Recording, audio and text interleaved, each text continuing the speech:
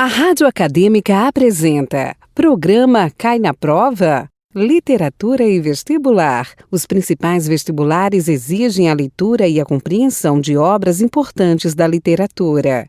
Por isso, vamos te ajudar analisando as características dos principais livros. Mas atenção, a leitura das obras é indispensável. Apresentação: Professora Natália Helena Wickmann. Oi pessoal, aqui é a professora Natália e a gente vai voltar a discutir os 3 sermões da quarta-feira de cinzas do Padre Antônio Vieira, que são exigidos como leitura obrigatória do vestibular da Unicamp. Então, se você acompanha a nossa discussão pelo site da Rádio Acadêmica, pelo Facebook ou pelo YouTube, vamos dar continuidade a uma discussão que nós começamos na semana passada. Caso você não tenha acompanhado, eu sugiro que você volte depois, no episódio anterior, lá no canal no YouTube, para você entender, porque eu comentei bastante sobre o contexto, tanto a questão do barroco, o Padre Antônio Vieira, a questão da argumentação, qual é a ideia do sermão e principalmente, o que é daí que eu vou continuar, o que é a quarta-feira de cinzas, de onde partem esses sermões, ok? Então eu terminei na semana passada falando para vocês que a celebração da quarta-feira de cinzas marca o início da quaresma, que é o início da penitência, da reflexão, da religiosidade mais intensa para quem é praticante do catolicismo, para que se prepare, para que esse fiel se prepare para a chegada da Páscoa. E a Páscoa é o momento da ressurreição. Nesse ponto também é importante pensar, que dentro da religião católica acredita-se que após a nossa morte, após o término físico da nossa vida, existe um depois, que é um depois assim, para onde nós vamos, Existiria uma continuidade, uma imortalidade após a morte, do nosso espírito, da nossa alma, e que o lugar para onde nós vamos depende muito do que nós fizemos em vida, tá? E aí a gente tem o embate, entre céu e inferno, paraíso e inferno, enfim, tá? Lógico que eu tô falando isso tudo bem, grosso modo, mas basicamente esse é o ideal que perpassa o cristianismo e a religião católica, relacionado aí com a morte e o que é que vem depois, tá bom? Por que isso é importante? Porque os 3 sermões da quarta-feira de cinzas, 1672, 1673 e o terceiro sermão que não foi proferido, tudo indica que, o próprio título diz, por ocasião de uma enfermidade do Padre Antônio Vieira.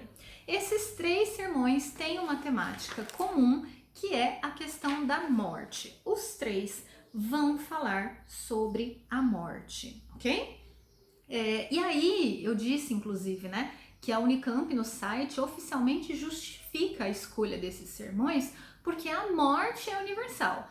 A religiosidade pode não ser, o cristianismo pode não ser, o catolicismo certamente não é, mas a morte é uma temática universal que preocupa a todos ou que de alguma forma perpassa a vida de nós todos. E assim, como é a nossa única certeza, para muitos também é o maior medo, em vida. Por isso é algo bastante que surge em todas as artes, em todos os tipos de texto, daí a justificativa da escolha da Unicamp. E aí, os 3 sermões vão falar sobre a morte, ok?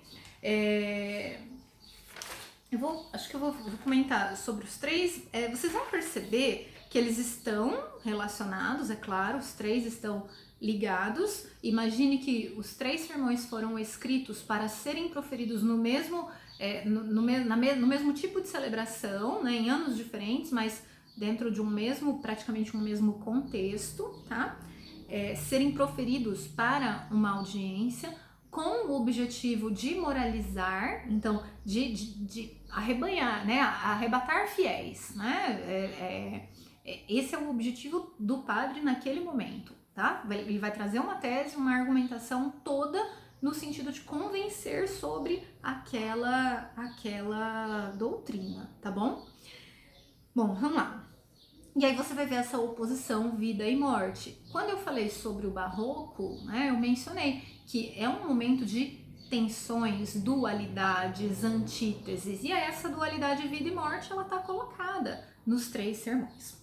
Os 3 vão partir de um versículo bíblico que está em Gênesis, né, o primeiro livro ali da Bíblia, quando fala sobre a criação, enfim, que diz assim, Gênesis 3, capítulo 3, versículo 19: Tu és pó e em pó te tornarás. Isso está na Bíblia, e os sermões eles partem desse versículo, tá? É um momento em que Deus condena Adão à mortalidade. Ele diz a Adão: você é pó e pro pó você volta, né? E é claro, Adão, ele metonimicamente, ele representa todos nós, né? Os homens em geral, tá? Então ele tá condenando a humanidade para a mortalidade, ok? A partir daí, a gente vai perceber, né, que o Padre Antônio Vieira ele vai falar da morte, considerando que a morte é uma temática difícil para os indivíduos, né, para nós, né, para os homens. É algo assim, é uma experiência difícil de ser aceita, difícil de entender, difícil de passar por ela, a nossa e a dos outros, né, a morte dos outros, e por isso ele vai bater na tecla de que somos pó, ao pó voltaremos. Isso é algo natural da nossa vida, a mortalidade é algo que é inerente à nossa existência, portanto não adianta fugir dessa temática, vamos encarar essa morte e vamos aprender a morrer.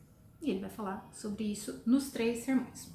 Bom, o primeiro sermão vai dizer basicamente que enquanto nós estamos vivos, a nossa carne, né, nós seres humanos, em vida, nós não podemos esquecer dessa mortalidade. Por isso que ele vai, inclusive, repetir várias vezes esse versículo, fazer essa referência intertextual inúmeras vezes, tá? Que é para marcar exatamente essa insistência. Não esquece, né? Somos mortais. O homem foi e voltará a ser pó, ele veio do pó, ele vai voltar a ser pó, mas ele é pó, ele é mortal. Então ele diz várias vezes, nós somos pó, não só fomos e seremos, mas somos pó. E a diferença entre quem está vivo e quem está morto é que os vivos são um pó levantado. E aí tem a ver com a ideia do sopro divino, né? Que é o sopro da vida. E os mortos são o pó caído. E aí ele vai fazer toda uma argumentação em cima desse ponto de vista. No segundo sermão, eu vou ler um trechinho para poder falar sobre ele. Olha, ele diz assim, o segundo é de 1673. Agora, estou citando o Vieira, tá? Havemos de vencer um pó com outro pó. Havemos de curar um veneno com outro veneno. Havemos de matar uma morte com outra morte. A morte do pó, que havemos de ser com a morte do pó que somos. Reforçando isso que eu acabei de dizer, tá? Nesse sermão, ele vai falar muito sobre o saber morrer, encarar que nós somos pó, isso ele disse no primeiro sermão, e a partir dessa concepção, saber morrer, escolher ser pó, escolher vontade, não só a necessidade ou a inevitabilidade da morte, mas escolher morrer. Isso não tem nada a ver com suicídio, viu, gente? Porque ele fala, inclusive, sobre morrer 2 vezes, enfim, talvez isso possa causar alguma confusão. Não tem a ver com suicídio, até porque quando ele fala em escolher morrer, né, isso pode levar você a pensar nisso. Até porque o suicídio é uma prática altamente condenada pela doutrina católica, né, pela religião católica. Mas o que ele está dizendo aqui, quando ele fala, né, acabar a vida antes da morte, né, aprender a morrer. Na verdade, esse aprender a morrer ou aceitar e escolher por vontade própria a morte é a morte para o mundo material. Então, o que ele está dizendo é, em vida, na nossa vida física, devemos morrer para o mundo, morrer para os prazeres da carne, morrer para os bens materiais, morrer para as questões mundanas, porque assim nós poderemos viver um paraíso, né? Poderemos viver bem, né? Em vida ainda. E quando a morte física acontecer, e ela acontecerá, aí nós vamos alcançar o céu. Então ele vai bater nessa tecla.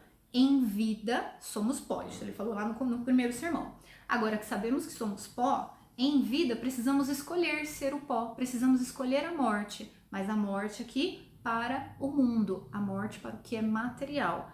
Assim viveremos bem, saberemos viver e saberemos morrer, aprenderemos a morrer, tá? Aprendendo a morrer quando a morte física, aprendendo a morrer em vida, né? Quando a morte física acontecer, alcançaremos o céu. Tá? Parece um pouquinho confuso, né? Mas não sei, eu espero estar clareando. Eu acho que ler o sermão sozinho, sem buscar alguma fonte de explicação, talvez fique meio confuso. A minha tentativa é de lançar luz aí sobre alguns pontos. No terceiro sermão, ele vai tentar provar que, e agora eu vou citar, a morte que tanto tememos deve ser amada, e a vida que tanto amamos deve ser temida. Olha a dualidade de novo, né? Vida e morte, o que tememos e o que amamos, né? Então, assim, nós tememos como seres humanos, nós costumamos ter medo da morte. Mas ele tá dizendo que é o contrário. Eu tenho que ter medo da vida. Porque é na vida física do corpo, material, que existe o pecado, que existe o erro, que existe a falha. A morte ela é a passagem para uma imortalidade. Então eu não tenho que ter medo da morte, eu tenho que ter medo da vida. Percebeu a lógica dele? E por quê? Porque o pó que somos é a vida. Ou seja, né, em vida eu já sou pó, eu já sou, de certa forma, mortal, né? O pó que havemos de ser é a morte física. E o maior bem da vida é a morte. O maior mal da morte é a vida. Olha esses jogos de oposições, né? Complica um pouquinho a nossa leitura, tá? Basicamente, ele está argumentando, então, que a vida nossa, a vida do homem no mundo material, ela é uma guerra constante entre espírito e mundo, carne e espírito, pecado e religião, enfim. Nós vivemos, enquanto estamos em vida, nós estamos o tempo todo nessa guerra. Quando a morte física acontece, ela vai separar carne e espírito, não vai? Então ela, pela religião católica, né?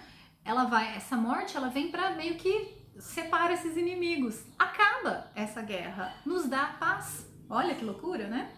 Nos dá a paz, né? Então essa morte, ela tem que ser amada, ela tem que ser por vontade, como ele já disse no sermão anterior, né? Enquanto que a vida, veja, se a morte física vai por fim aos pecados, que bom, que maravilha, né? A vida, que é a minha oportunidade de estar em pecado, ela cessa, entendeu? Qual é a lógica dele? Quer dizer, eu só vou ter paz, isso ele já veio falando no sermão, né, anterior, eu só vou ter paz na minha vida se eu aprendi a morrer, se eu me desliguei do mundo material, tá? Do contrário, eu estou vivendo em pecado, e aí a morte física vem para me livrar disso. Portanto, ela não deve ser temida, muito pelo contrário, ela deve ser amada. E aí, em outro momento, ele diz assim, ó, quem vive em Deus não vive em si, quem vive com Cristo não vive com o mundo, e quem não vive em si, nem com o mundo, este verdadeiramente vive como morto. Então a ideia de saber morrer ou de escolher a morte em vida, a ideia aqui é viver com Cristo, morrer para o mundo, viver com Cristo, tá? Ou seja, né, gente, a preocupação central desses 3 sermões é a morte, o que é uma preocupação para muitas pessoas, né? Faz sentido você pensar nessa temática como algo, né, escolhido aqui por ser universal. Então ele está admitindo que a morte é algo natural, é inevitável, e é a partir da aceitação disso que você vai saber lidar melhor com essa temática, né? E aí, claro, ele está mostrando aí os caminhos dentro da religião católica, para que você não tenha medo da morte, né? Que você não tema a morte em si, tema a imortalidade, né? Temer o que vem depois, porque dependendo de como você viveu aqui, né? Você tem um caminho aí pela frente, seja no céu ou no inferno, porque vamos lembrar, né, que o cristianismo acredita nessa ressurreição num paraíso ou num inferno. Resultado, a morte, na verdade, é o momento da liberdade, porque eu tô me libertando a morte física, né? Eu estou me libertando deste corpo, dos pecados, da guerra na minha vida, né? E a vida é o cativeiro, por isso ele afirma tantas vezes sobre morrer por vontade, né? Morrer para o mundo e viver com Cristo, né? No fim das contas, a morte é como um remédio aí para os males da vida, certo? Bom, concluindo, né? O Os 3 sermões vão falar sobre a morte, os 3 sermões vão enfatizar a necessidade de você, enquanto ser humano, manter isso em mente, para que você, sabendo que existe uma imortalidade lá na frente, que essa imortalidade pode ser no céu ou no inferno, você toma suas decisões na sua vida presente, né? Na sua vida de ser humano aqui, em vida mesmo, né? E quer dizer, a cada dia que você vive, você está mais perto dessa morte. Então ele tá trazendo isso, né, para nossa lembrança e dizendo, olha, vamos viver em Cristo, porque, né, estamos falando de uma doutrina religiosa cristã católica, tá? E as cinzas, e aí, para concluir mesmo, né, o momento da quarta-feira de cinzas é crucial para entender isso. Quer dizer, são sermões que, óbvio, encaixam, né, com essa temática, porque as cinzas são meio que o sinal concreto dessa lembrança da morte, né? As cinzas que se colocam na testa das pessoas que estão ali naquela celebração da quarta-feira de cinzas são uma marca concreta, uma lembrança concreta, né? Uma forma de concretizar essa lembrança de que sim, você vai morrer e aí, né, vai saber para onde você vai. Isso depende de como você viveu a sua vida, certo? Eu espero que tenha ajudado vocês, eu espero que a leitura seja mais suave. Agora, se você ainda for fazer a leitura do sermão, se você já fez a leitura dos 3 sermões, talvez seja legal você ler novamente. São textos, assim, razoavelmente curtos, né? Acho que vale a pena reler novamente para pontuar essas questões, identificar essas coisas que a gente veio falando. Tudo bem? Muito obrigada e até a próxima semana.